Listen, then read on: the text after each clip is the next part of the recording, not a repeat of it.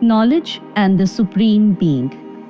If we are absolutely acquainted with a particular prayer before reciting it, and when the prayer is not a eulogy of an extraordinary personality, but a humble reverence to those humans whom we can become like, the prayer holds a different meaning altogether.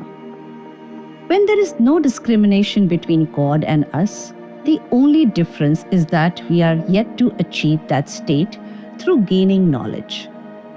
Considering the beauty of the Namokar mantra, we realize it reminds us of the best possible manifestation of the human form, a state of the highest knowledge and perception, which is accessible not only to humans, but also to each being, to win over inner rivals, to break the shackles of soul's intricate relationships with karma, which has been there since time immemorial.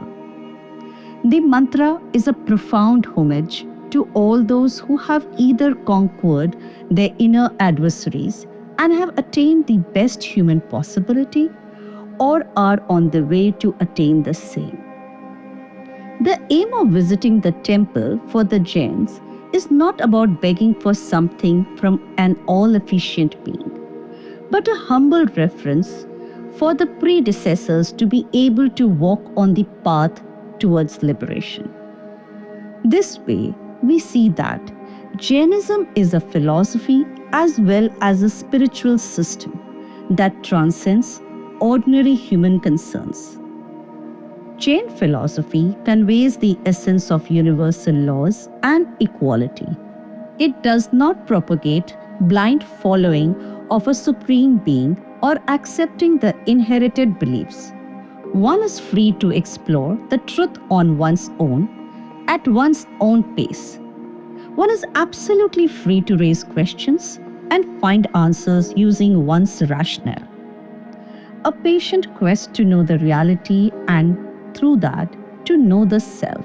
No religion-based prejudice. Caste does not matter.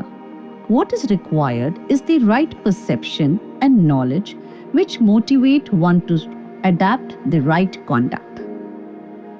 Attaining right knowledge. Just as right and wrong knowledge exists, right and wrong answers do exist, but the former cannot be imposed from without. There can be a scenario where it becomes difficult to analyze a specific moment's reality. The task one is performing, thinking one is doing a great job, can be a task which is fatal to the lives of other beings. In that particular moment, the right answer, sooner or later, will have to come from within, and in most cases, it comes. For example, in the case of Claude Etherly, the pilot of the Straight Flush that supported the dropping of the atomic bomb on Hiroshima during the Second World War, was somehow unaware of the deadly consequences of his action.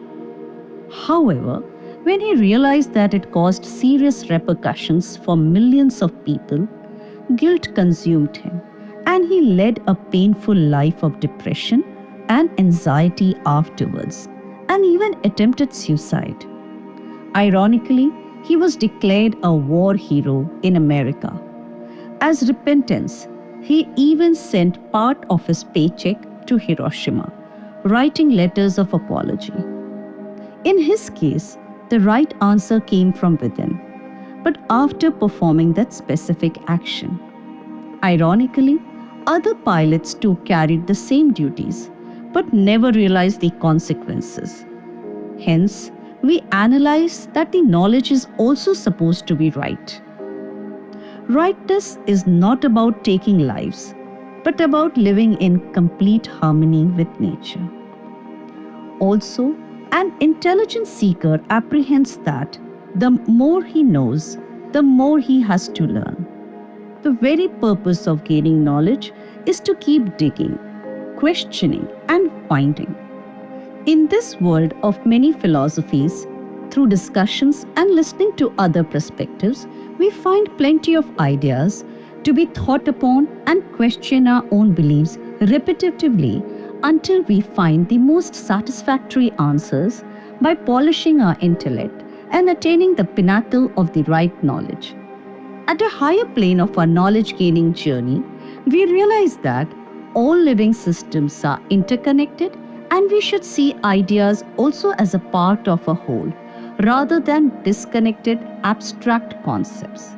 As thoughts and ideas also ooze out from consciousness, somewhere each thought and idea helps one move ahead towards the understanding of the whole truth.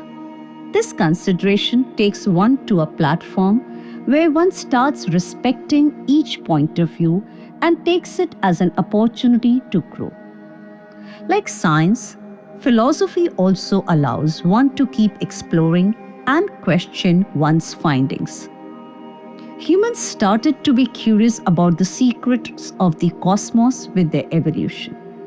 But that does not mean that even the universe began to exist since then. Scientists do admit that we know just 4% of the universe.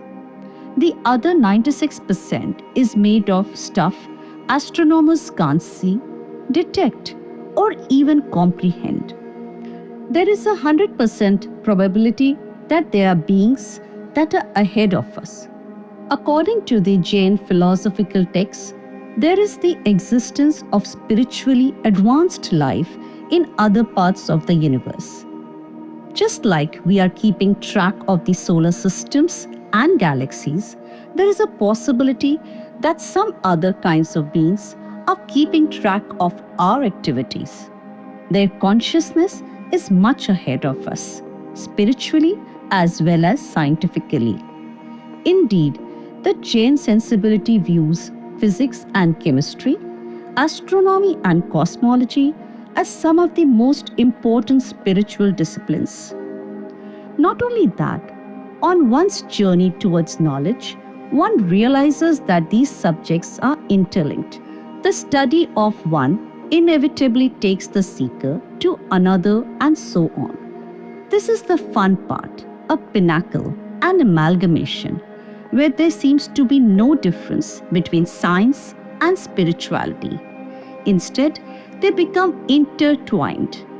To understand one, the other is required to be studied with equal dedication. Accessing knowledge.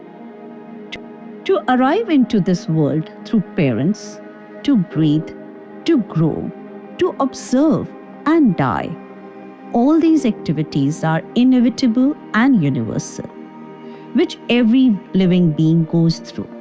Similarly, gaining knowledge and awakening are not meant to be accessed by the special ones belonging to a specific caste, creed, nation, or gender. The right knowledge is always about knowing the laws of the universe, which are freely available to be known by all. Hence, it is possible to be aware of the truth of the teachings of the Tirthankars without even being consciously aware of them. As the teachings of the Tirthankars belong to the universal truth, they are not biased or discriminating. The world of knowledge motivates one to question each of one's previous beliefs. For example, coincidence is used frequently in our daily vocabulary.